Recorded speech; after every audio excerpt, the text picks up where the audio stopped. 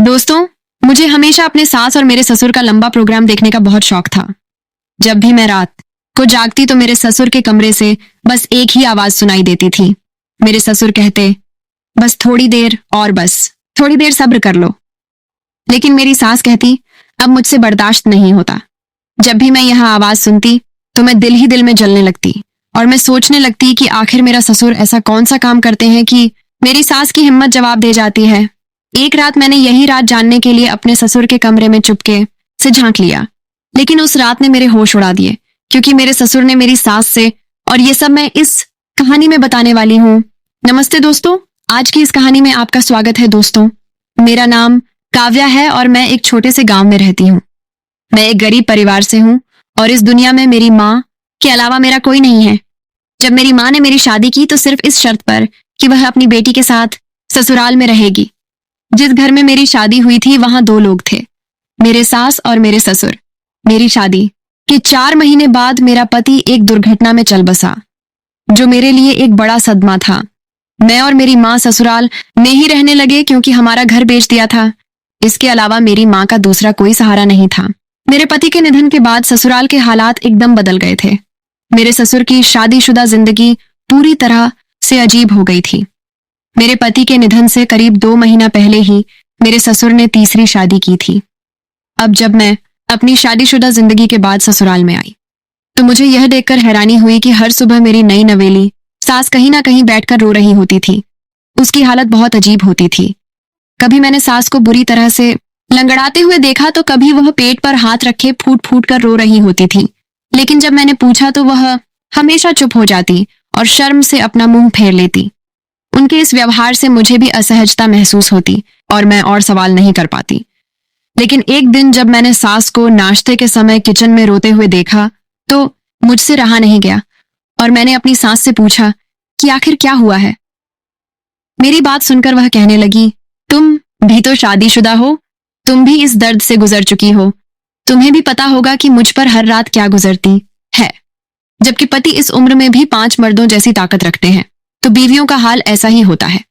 मेरी सास की बातें सुनकर मैं बहुत शर्मिंदा हो गई थी, लेकिन मेरे साथ तो ऐसा कुछ नहीं हुआ था। हालांकि मैंने अपने पति के साथ शुरुआती दिनों में ऐसे दिन बिताए थे और मुझे इस तरह की तकलीफ का कुछ अंदाजा था। लेकिन मैं हैरान थी कि मेरा 50 साल का ससुर ऐसा क्या करता है जिसकी वजह से सास इतनी परेशान है।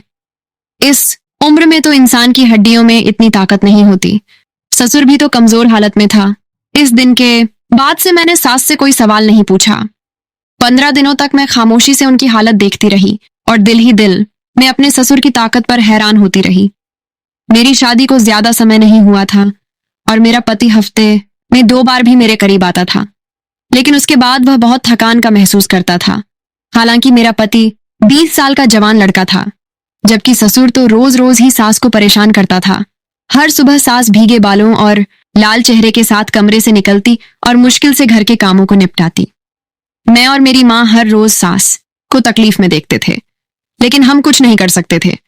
कभी कभी तो मुझे लगता कि सास झूठ बोलती है। ससुर इतनी उम्र में रोज रोज ये सब कैसे कर सकते हैं।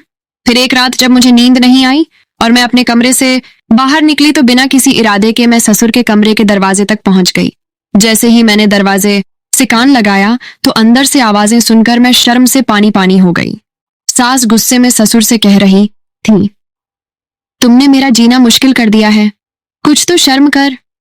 मुझे तो लगा था कि यह सिर्फ कुछ दिनों की बात होगी, लेकिन तुम्हारा जिद खत्म नहीं हो रहा। अब मेरी बस हो गई है, मैं इससे ज्यादा बर्दाश्त नहीं कर सकती, मुझे छोड़ दो।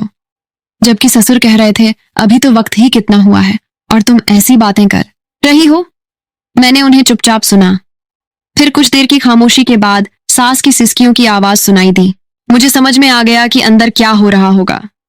बेशर्म के मारे मैं वापस पलट गई और मुझे यकीन हो गया कि सास ठीक ही कहती थी कि इस उम्र में भी ससुर का स्वास्थ्य अच्छा था। उस दिन के बाद से मैं सास की तरफ से अपनी आंखें बंद कर लेती थी, क्योंकि यह मियां बीवी का निजी मामला था। लेकिन एक दिन सुबह मेरी सास रोते हुए अपने कमरे से निकली और उनके साथ एक सामान का बैग था। उसने मेरी माँ की तरफ एक नजर डाली और बोली, बस मैं इस आदमी के साथ और नहीं रह सकती, इसने तो मेरी जान ही निकाल कर रख दी है, मैं अब यहाँ से जा रही हूँ। मेरी माँ ने उसे रोकने की कोशिश की, लेकिन वह नहीं मानी। मैंने भी उसे समझाने की कोशिश की, लेकिन वह अपना फैसला ले चुकी थी और अपना सामान लेकर ससुराल छोड़ गई। मेरी सास को गए हुए एक दिन भी नहीं गुजरे थे कि मेरे ससुर ने घर में शोर मचा दिया कि किरण चली गई है तो क्या हुआ, मेरे लिए किसी नई दुल्हन को ले आओ, मैं अकेला नहीं रह सकता। मम्मी ने सिर पकड़ लिया और ससुर से कहा कि जब तक तुम्हारी हरकतें नहीं सुधरती मैं तुम्हारी शादी नहीं करवाऊंगी। वैसे भी किरण अब भी तुम्हारे निकाह में है, इसी को मना कर वापस ले आओ। ससुर हाथ जोड़कर कहने लगे। वह तो बहुत नखरे वाली थी, हाथ लगाते ही उसे नखरे आ जाते थे। मुझे अब ऐसी लालसा नहीं है। अब की बार मुझे कोई दरमियानी उम्र की तरह तंदुरुस्त औरत चाहिए जो मेरा साथ निभा सके। किरण को तो बहुत नखरे थे। ससुर की फरमाइश सुनकर मेरा मुंह खुला का खुला रह गया था। मेरी मम्मी चुपचाप कमरे में चली गई थी और मैंने शर्म से अपना सिर झुका लिया था। मेरे ससुर तो 20 से 22 साल के लड़के की तरह फरमाइशी लिस्ट सुना रहे थे, जबकि खुद 50 साल के थे और उनके बाल पूरी तरह से सफेद हो चुके थे। मम्मी ने ससुर की बातों को नजरअंदाज कर दिया था, लेकिन ससुर की जिद वहीं की वहीं थी। न वह खाना खा रहे थे, न किसी से बात कर रहे थे, उन्हें सिर्फ शादी करनी थी। ससुर ने खुद को कमरे तक महदूद कर लिया था। मम्मी चिढ़ाते हुए गुस्से में कहने लगी, इतने बुढ़ापे में भी उनका अकेलापन खत्म नहीं होता। कितने लोग बीवी के मरने के बाद तन्हा रहते हैं, लेकिन इसे तो बस बीवी चाहिए और वह भी अपनी मनपसंद की। इस उम्र में इसे कौन लालच देगा? मैं कहां से ऐसी लालच तलाश करूं? अब तो गरीब घराने की लड़कियां भी इसका नाम सुनकर कानों को हाथ लगाती हैं। इसकी शोहरत दूर दूर तक फैल चुकी थी कि यह बीवियों को इस कदर इस्तेमाल करता है। मम्मी की बात सुनकर मैं सोच में पड़ गई। मैंने मम्मी से कहा, मेरी एक दोस्त प्रीति तलाक याफ्ता है, घर में बैठी है। अगर आप कहीं तो रिश्ते की बात चलाती हो। दरमियानी उम्र की है, सेहतमंद भी है। मम्मी ने एक नजर मुझ पर डाली और कहने लगी, तुम्हें मुनासिब लगता है तो बात करके देख लो, लेकिन मुझे यकीन है कि तुम्हारा ससुर इसे 1 महीने से ज्यादा टिकने नहीं देगा। ताकत की ऐसी कौन सी दवाई खाता है जो सारे रिकॉर्ड तोड़ दे। मैंने बड़ी मुश्किल से अपनी हंसी छुपाई और अपनी दोस्त की माँ को फोन मिला दिया। मेरी दोस्त बहुत तेज औरत थी, इसी वजह से उसकी तलाक हो गई थी। कोई उसके आगे ठहर नहीं सकता था और मेरा ख्याल था कि अगर उसकी शादी ससुर से हो जाती तो फिर ससुर को उसे छोड़ने की जरूरत नहीं पड़ती। वह किसी न किसी तरह ससुर को काबू में कर ही लेती। यही सोचकर मैंने अपनी दोस्त की माँ से बात की। वह अपनी बेटी से वैसे ही नाराज बैठी थी क्योंकि इसने अपने घर में भी बड़ा फसाद मचा कर रखा था, इसलिए वह फौरन राजी हो गई। हालांकि मेरी दोस्त और ससुर के बीच उम्र का काफी फर्क था, लेकिन मेरे ससुराल की हालत भी कुछ खास नहीं थी। इसलिए कुछ दिनों बाद मेरे कहने पर सादगी से मेरी दोस्त की शादी मेरे ससुर से हो गई। वह रुखसत होकर हमारे घर चली आई, लेकिन कुछ दिन बाद उसने भी वही सब कहना शुरू कर दिया जो पिछली वाली सास कहा करती थी। वह भी ससुर के साथ गुजारा नहीं कर सकती थी और वापस जाने की बात करती थी। मैं हैरत से अपनी दोस्त से पूछने लगी, आखिर तुम ससुर के साथ गुजारा क्यों नहीं कर सकती? वह मेरी तरफ देखकर कहने लगी, इस बूढ़े में कुछ ज्यादा ही जान है। मैंने तो यह सोचकर शादी की थी कि इसमें अब दम नहीं होगा और मेरी जिंदगी आराम से गुजर जाएगी, लेकिन यहाँ आकर पता चला कि यह बड़ा हट्टा कट्टा है। और तुम्हें पता है ऐसा क्यों है?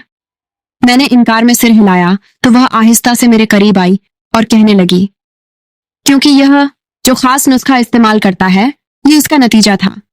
ये कहकर वह वापस अपने कमरे में चली गई, लेकिन मैं सोच में पड़ गई थी। धीरे धीरे मुझे समझ में आया कि ससुर ऐसा कुछ खाता है जिसकी वजह से उसके अंदर इतनी ताकत है। मैंने तो अपना सिर ही पकड़ लिया था। यह बात मेरे जहन में कभी नहीं आई थी। फिर मैंने दबे लफ्जों में मम्मी से यह बात कही तो मेरी मम्मी ने कहा, पता तो करो ससुर कौन से नुस्खे इस्तेमाल करता है। ऐसा ना हो कि अपने नुस्खों की वजह से नई दुल्हन की भी जान ले ले और वह भाग जाए। मैंने कानों को हाथ लगाया और कहा, मम्मी मैं तो उन मामलों से दूर ही ठीक हूँ। पहले ही बेवा होकर यहाँ बैठी हूँ। तुम्हारे खर्चे के साथ साथ अब मेरा खर्चा भी ससुर ही उठाता है। फिर मैं कैसे ससुर के मामलात में दखल अंदाजी कर सकती हूँ? मेरी बात सुनकर मम्मी मुसीबत में सिर हिलाने लगी, क्योंकि हमारा सब कुछ ससुर के दम से ही था। इसलिए उसने ससुर को अपने काबू में रखने के लिए उनकी शादियां करवानी शुरू कर दी। लेकिन कोई भी लड़की ठहरी नहीं। जो भी आती कुछ दिनों बाद खामोशी से घर छोड़कर चली जाती और ससुर फिर शादी के लिए जिद करते। अब समझ आ रहा था कि लड़कियां क्यों चली जाती थी। मेरी एक दोस्त भी मुश्किल से 2 महीना ही टिक पाई और फिर एक दिन वह चुपचाप अपना सामान बांधकर ससुर से तलाक ले लेकर चली गई। उसके जाने पर ससुर बहुत अफसोस में थे और रोते हुए कहने लगे, मेरी किस्मत में बीवी का सुख ही नहीं लिखा है, जबकि मैं अपना आखिरी वक्त तन्हा नहीं गुजारना चाहता। ससुर की हालत बहुत खराब हो गई थी। सास के जाने का उन्हें बहुत सदमा था। वे मम्मी से कहते, मैं अब कभी शादी नहीं करूंगा। यह सुनकर मेरी मम्मी को सुकून मिल गया था, लेकिन ससुर ने फिर वही बात की। लेकिन अकेला भी नहीं रह सकता। वह सारी रात घर में इधर उधर चहलकदमी करते और सारा दिन परेशान नजर आते। उन्हें तन्हाई बिल्कुल बर्दाश्त नहीं थी और इस बात का मुझे भी अच्छी तरह अंदाजा था। फिर मम्मी ने ससुर के लिए लड़की तलाश करना शुरू किया। एक रिश्ते वाली से बात की तो रिश्ते वाली ने बड़ी अजीब सी बात कही, तुम अपनी बेवा बेटी की शादी इससे क्यों नहीं करवा देती?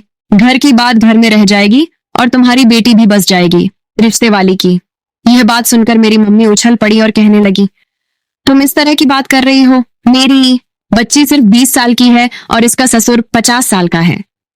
रिश्ते वाली ने अजीब नजरों से मम्मी को देखा और बोली, तुम अब तक इतनी ही उम्र की लड़कियां बूढ़े के लिए लेकर आई हो, तो फिर अपनी बेटी को देने में क्या परेशानी है?